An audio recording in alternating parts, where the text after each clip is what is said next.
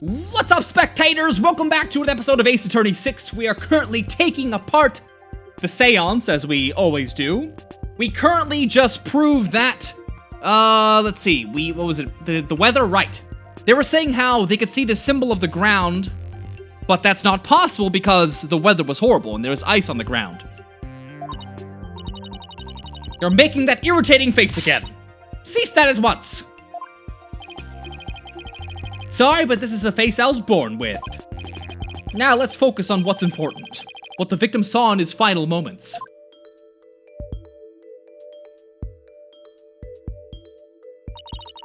Do you have bats in the belfry, Barbed Head? There's nothing to see. The ground at the plaza was all that entered the victim's eyes.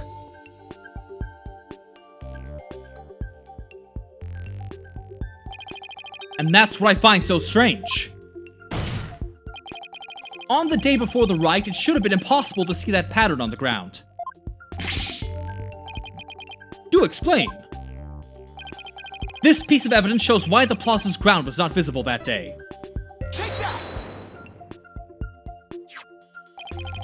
This newspaper has an article that's tiny in size, but huge in importance. It says that the ground was covered with thick white ice the day before the riot. But the victim did not see so much as an ice cube on the ground. Exactly. And so we must ask, what was the victim looking at in his final moments? If you have something to say, then say it. The last thing the victim saw was not the ground at the Plaza of Devotion. This can only mean that he was killed elsewhere.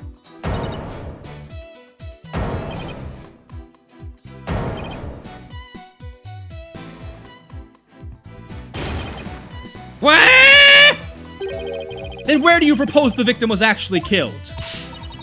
Tell us where, otherwise your argument is worthless. About that. I hadn't gotten to that part yet. Any ideas, Maya? Why the hell would she know? Well, it's somewhere green and shaggy, right? But where could that be? Green moss? A cave? What is it, Barbed Head? Giving up already?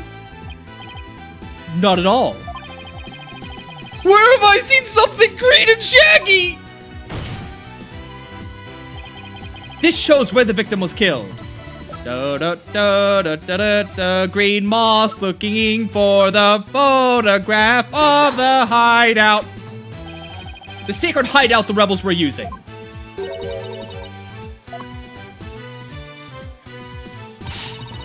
There was no such place anywhere on the floor of that chamber. You're absolutely right. There's no place on the floor anyway. Then what did the victim see in his final moments if not the floor of the rebel hideout? This is what the victim saw. Take that! The shaggy green surface the victim saw was one of the moss-covered stone slabs. As you can see, there are two distinct hand-shaped impressions on the moss here. I believe the victim was killed while he stood there with his hands pressed against the slab. Objection. That does agree with the seance vision. However, one cannot definitely declare they are one and the same. I concur. There's no proof that a murder occurred in the rebel hideout. Indeed! What evidence do you have of this? I've already shown you the evidence. What do you mean?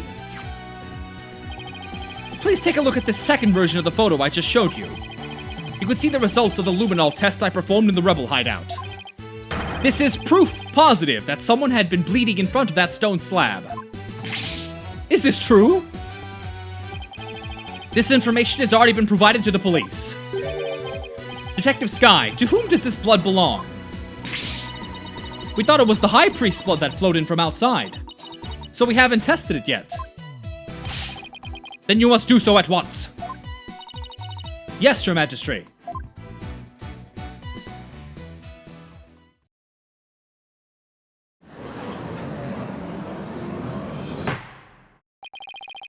It appears the police have finished testing the blood.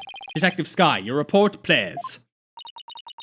The blood found in the rebel hideout. belongs to Prey Zealot, just like the defense claims. Detective Sky, do you realize what your blunder has done to me? When this trial concludes, I want to see you in my prayer chamber. Prayer chamber, that's what he calls it. I'll deliver a joyous sermon, onto you for 8 hours straight. Sick fuck. I'm really sorry, but please anything but that. Nick, maybe, just maybe, this is the chance we've been waiting for. It would seem so. I hate to do this to Emma, but go for it. It's full speed ahead.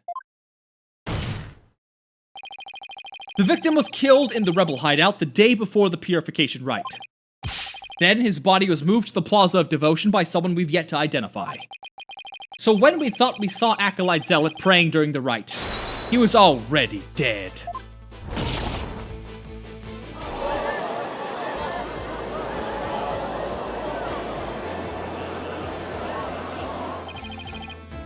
And that's not all. If he was killed at the Inner Sanctum, that would explain one more thing. And that would be how the time of death was made to look later than it actually was. The proof of which was left behind at the Sanctum. This points to how the time of death was made to appear later than it actually was. Where is the thing with the snow? What the? There's nothing here. This points to how the time of death was made to... Yeah. Where's the snow? Oh, here it is. Take that! Why, these are photos of the Inner Sanctum. I'd like you to focus on this one. The proof is right here in this photo. This is how the time of death was made to appear later than it actually was. Do you see how the snow has been removed from this one spot only? That's because it was used to keep the victim's body cold. And that's why the time of death wasn't what it seemed. That's enough! The time was mistaken, and the place too? And just what do you believe that proves? That my client is innocent. One of her fingerprints on the dagger, and the Plume Punisher theme the victim heard. You have failed to address these two key pieces of evidence. I see your point. Wasn't this your big chance, Nick? I'm really hoping that the difference in location can invalidate either the weapon or the theme song from being used as evidence against you. That might be possible, at least for one of them. Really? What's this? You say you can contradict our arguments for a key piece of evidence. Very well, let's see you try. Take a good look at the rebel hideout photo. The defense can invalidate this piece of evidence. The Plume Punisher theme, and how do you intend to support such a claim? Since the murder happened in the rebel hideout, there's something there that played the theme song other than my client's strap. Is this true? The item that played the Plume Punisher theme was this. Easy. Take that! This is a Plume Punisher alarm clock. I believe the victim heard its alarm go off. That's enough! What proof do you have that the alarm went off? Objection! What proof do you have that it was my client's strap that played the theme song? Do not twist the facts with your lawyerly wiles. Either way, the accused would still be guilty based off the prints on the murder weapon. And here's what really happened.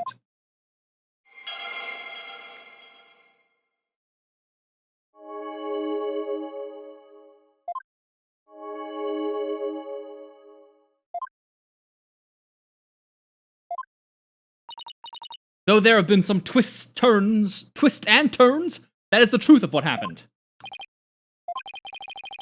I won't get anywhere until I can eliminate the dagger. Most impressive, your benevolence. I see no inconsistencies anywhere in the prosecution's case. There is one. What's this? You can still claim there be an inconsistency? Try as you might, the outcome will always be the same.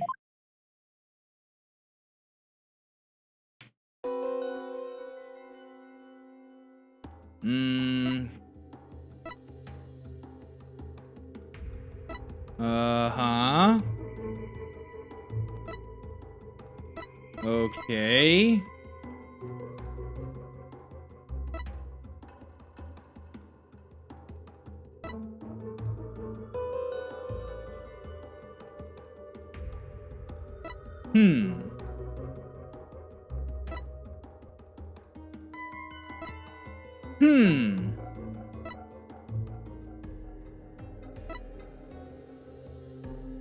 Let's see. It's gotta be something either with the knife in the neck, or...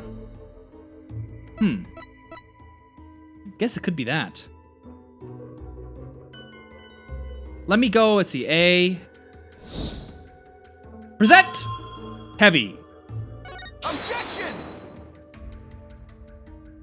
Well, that's clearly not it. Objection!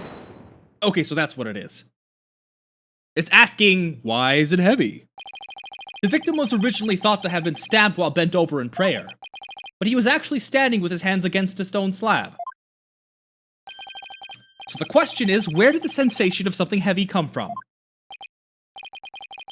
I see your point. Since the victim was standing, he couldn't have been held down. Then tell us, Mr. Wright, what was that heavy sensation felt by the victim? What caused the heavy sensation? Any thoughts? I agree, that sensation of heaviness seems important, but... there's also the matter of Zealot's hands on the stone slab. Why were they even there? Could it be related to the cause of the heavy sensation? Well, Mr. Wright, do you have an answer? Of course. If I just envisioned the state Zealot was in when he was killed. The cause of the heaviness the victim felt was... the only conceivable cause is... the stone slab falling over, trapping the victim underneath.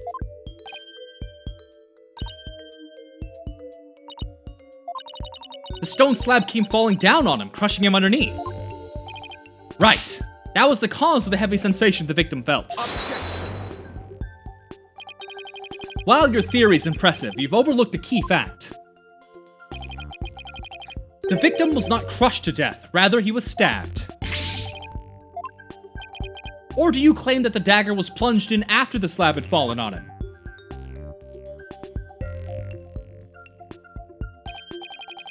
Plus, had the killer been behind the victim, they would have been both crushed together. Well, would you care to explain? I'd love to. That doesn't mean I can.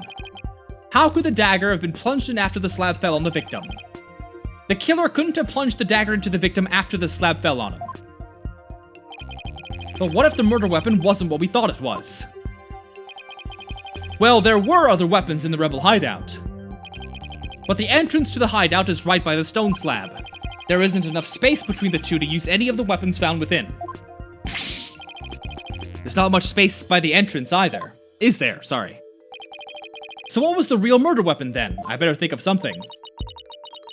If the murder weapon wasn't the dagger, then the dagger must have been plunged into the victim after he was already dead. That means he was stabbed at least twice, but the autopsy doesn't mention that. Then he must have been stabbed in the same spot with something shaped like the dagger. I already know what it is. It's a freaking bird. I've known the bird was the murder weapon since the second we saw it, the first, like, videos ago, man. Would the defense care to offer an explanation sometime this century? Wasn't there something dagger-like near the scene of the crime? Something that had a shape similar to the Warbod dagger.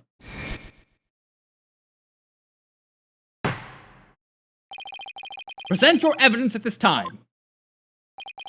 This shows what really killed the victim. Da da da da da da da da da. Is there a picture of just the thing? Of just the bird? No. Take that! Is this not the photo from the scene of the High Priest murder? Are you suggesting the murder weapon is hidden herein? This is what really took Pure Zealot's life. Easy. Alright, easy. Take that! But that's the Warbot statue. Exactly. The Warbot statue has dagger-like feathers protruding from it. That is what really took the victim's life. Objection! You imbecilic fool! The statue is outside the hideout. How do you propose it impaled someone who was inside? It rotates, stir! Haven't you heard the Warbot statue also functions as the hideout's door? What do you mean? The statue can pull a complete switcheroo. To put it simply, it's a revolving door.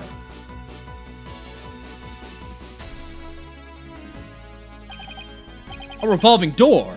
Why, that makes perfect sense! Therefore, I believe the truth behind the divination seance to be this.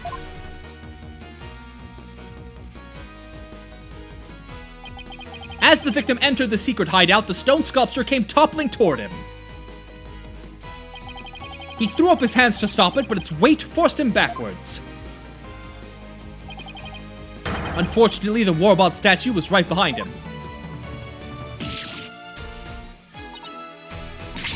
This cannot be!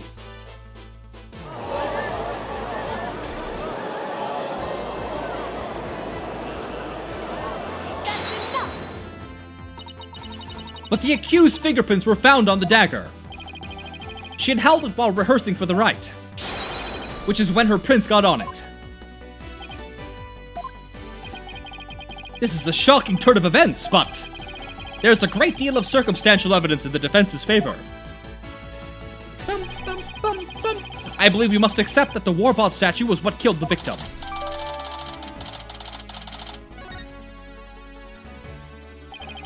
Now that we know how Acolyte Zealot really met his demise, there's no basis for claiming my client committed this crime. Nice work, Nick. How can this be happening yet again? The divination seance is the only truth. No, your benevolence. It's not the truth itself, but it is a means for shedding light on the truth. Do you understand now? Your kingdom needs lawyers so that they can interpret your insights. But that means I have been misinterpreting the voices of the spirits all this time? Yes. You've killed lots of innocent people. Are you unwell? All the color is drained from your face.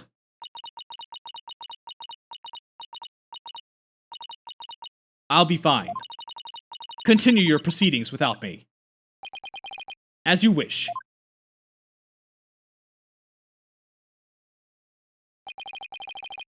I feel kinda bad. Now then, I'd have the defense continue. Please explain what you've learned now that we know how the victim actually died. Acolyte Zealot was killed in the hideout before the High Priest's murder. That means the body found at the Plaza of Devotion was moved there by the real killer. But only after the Warbot dagger was thrust into him. To make it look like the murder weapon. That does seem to agree with what we now know. But why would the real killer go to such lengths? I believe stabbing Acolyte Zealot's body with a dagger and moving it to the plaza was to make it look like a serial murder. It was an attempt to make my client look like a serial killer. That's right, the real killer planned all this. This forged serial murder case. They did? That's it, Nick! Keep hammering away! Ooh, that is loose.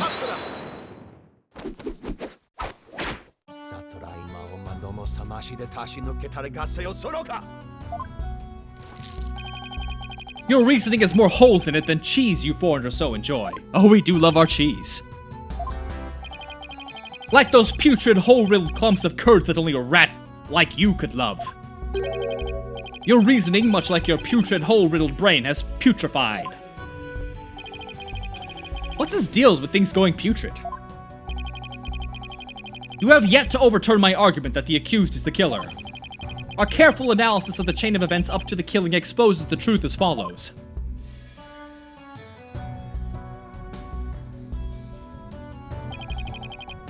Disguised as Lady Kira, the accused found the rebel hideout the day before the riot.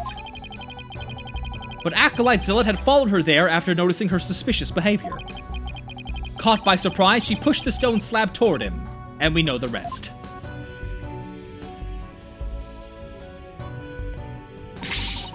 I've never been to the rebel hideout in my life.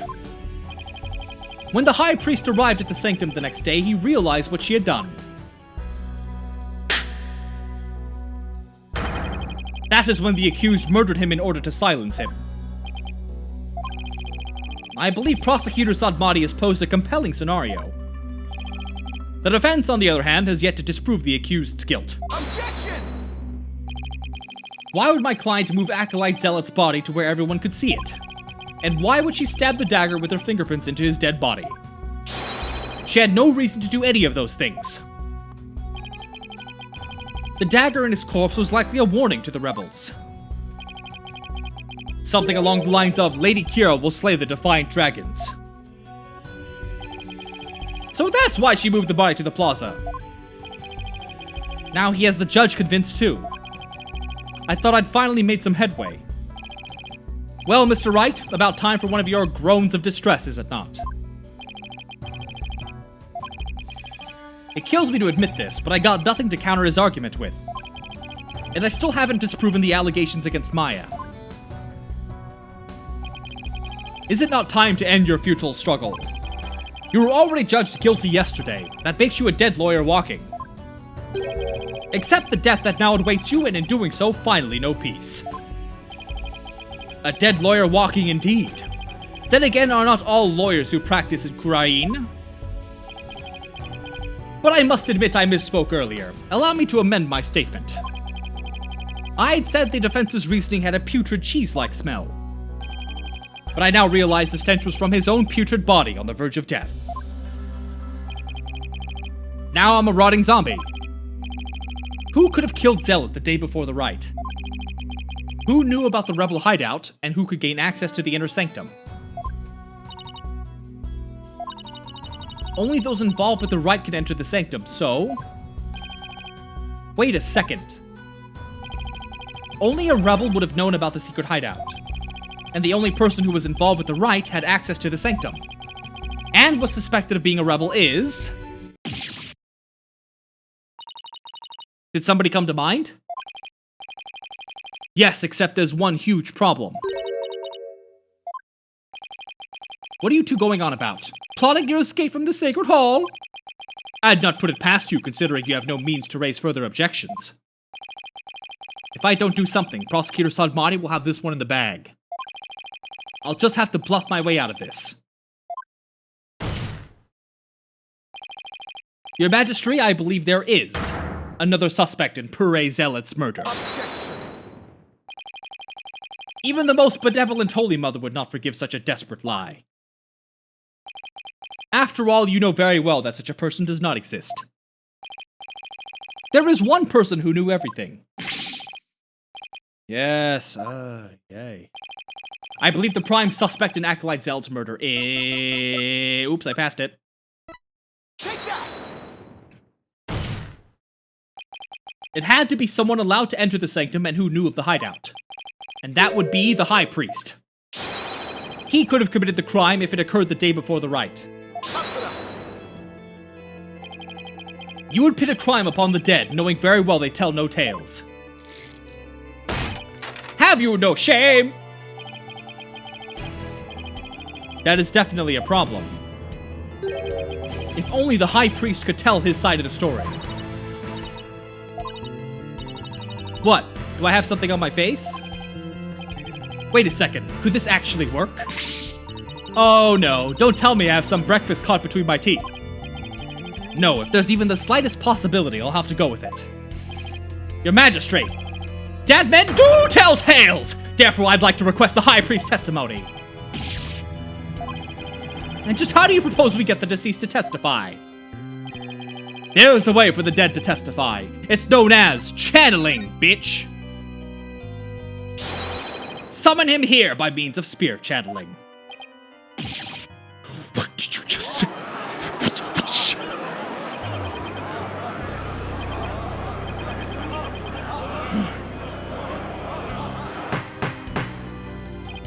Peace? I am frankly astonished you even know of such a thing. But spirit channeling is a secret art that only Her Eminence Queen Garen can perform. And Her Eminence is far too busy with other duties to perform it at our pleasure. I suspected as much. That means our only hope is... It's okay, Nick. You can tell them. But I'm gonna save that for the next video, so you have to wait for the next one! Have a nice Thursday thinking about what will happen next video. And stay tuned! Bye-bye!